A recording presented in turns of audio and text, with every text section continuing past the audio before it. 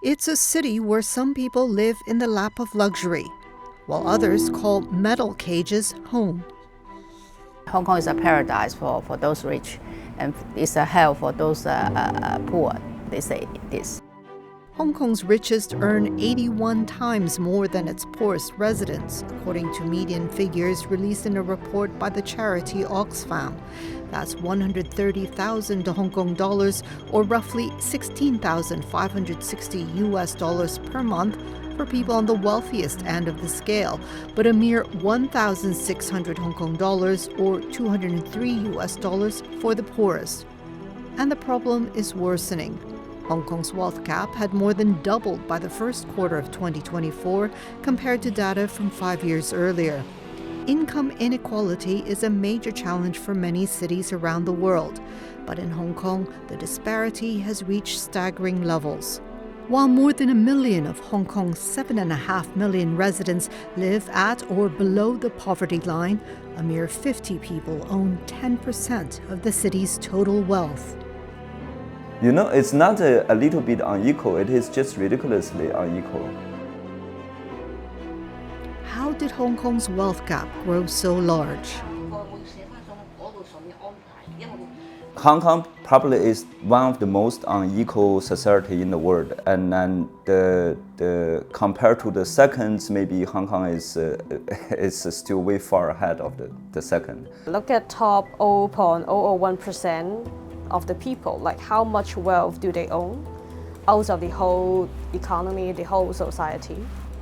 And in Hong Kong, they own about 85% of all the wealth. And if you look at other countries, at most it's 35. So 85 versus 1/3. So Hong Kong has very huge wealth gap. It was not always like this. When Hong Kong was still the world's manufacturing hub before the 1980s, the city's wealth gap was better kept in check. In 1979, China's then paramount leader Deng Xiaoping led efforts to liberalize the mainland economy, ending a long period of international isolation. China was open for business, and Hong Kong began to lose its clout. Across the border in neighboring Guangdong province, new cities like Shenzhen rapidly expanded as factories and low-cost manufacturing took root. Much of Hong Kong's manufacturing sector moved north across the border. So the city reinvented itself, pivoting to the finance and services sectors to secure its future in Asia. But the pivot came at a cost: rising inequality. Highly skilled professionals became Hong Kong's new economic pillars, while manual laborers saw their livelihoods vanish as factories went dark. Hong Kong is basically became this center of finance, real estate, and service sector center, which by nature this industry are very unequal. And also compared to other industries, this industry, their average salary is much higher, so the gap is getting bigger and bigger. Hong Kong's banking sector rapidly expanded as cash flooded into mainland China via the city's financial institutions. And then these trends became more pronounced after 1990s, which actually, in my opinion, it's closely related to the expansion of financial and the real estate sectors. And for example, in the workforce in 1980s, there are only 5% of the workforce working on financial sectors. By 2021, there are 20% workforce work for financial sectors, which is every 5 people in Hong Kong, there's one working for banking or finance institutes. As Hong Kong got richer, the city's government began introducing policies and programs aimed at one thing: to keep the rich here. Experts point to Hong Kong's tailor-made tax system that allows the rich to be taxed a lot less than they should be. Many of the elements that make the wealthiest rich are exempt from taxation. To attract more capital investment, Hong Kong does not have a wealth tax that targets people's assets. Investors are also not taxed on their stock earnings.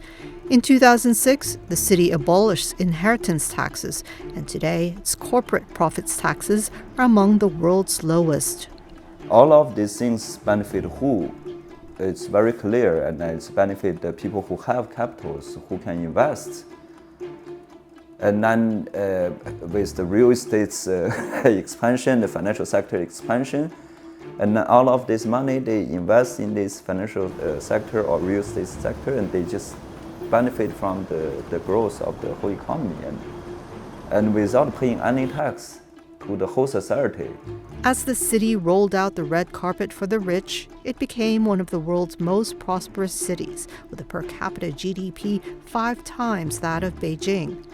But why did this economic rocket ship leave so many struggling on the launch pad? Experts say that as the richest saw their assets grow, wages for the rest of the population stagnated. When economic grows, everybody gets a share. But then the richer you get, the more income comes from your investment, come from your capital. It does not come from your neighbor, your hard work. And we see in the data in the past, the richer guys, the richer class, the upper class, they have higher increment in their income than the lower class. So if you repeat this for many years, you can see how the wealth inequality will grow.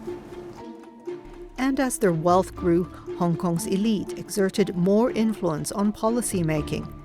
Take, for example, the Executive Council, which helps the city's leader design policies. The government body has 32 advisors, with half of them official members and the other half non-official members.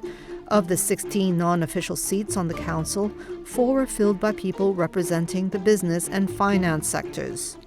So the capitalists, the big companies, the developers, they also have a lot of representation in the Legislative Council because we have this functional constituency before. So we argue that because of that, they can also play a role into negotiating many of the, how to distribute the rents, how is the policy going to benefit them. And it's a small market. Like, you don't have a lot of players, and then it's like a few big ones, they can decide many things. So as Hong Kong's wealth soared to new heights, the city's poorest remained trapped below, struggling to survive in an economy prized for the rich.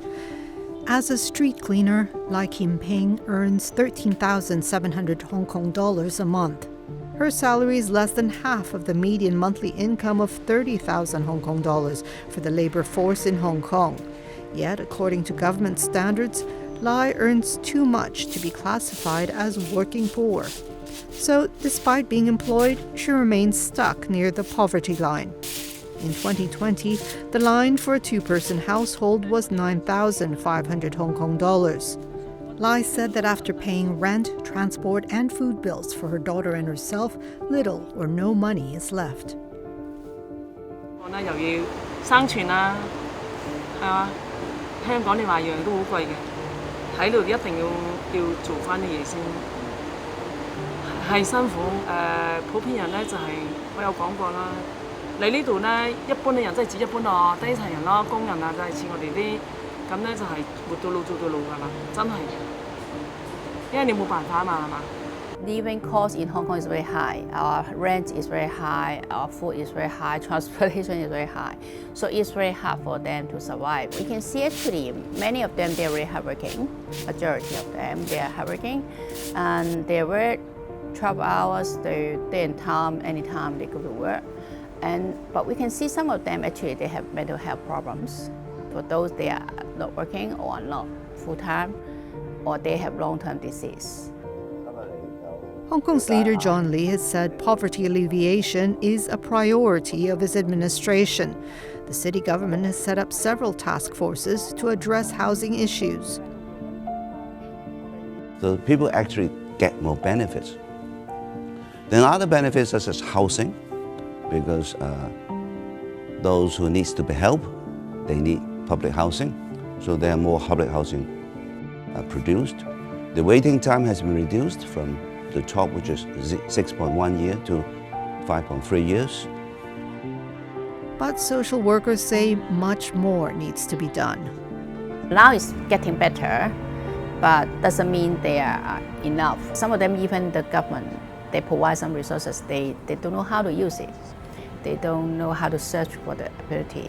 So we need to make it more comprehensive, more effective of this kind of legal or those policy system. Yeah.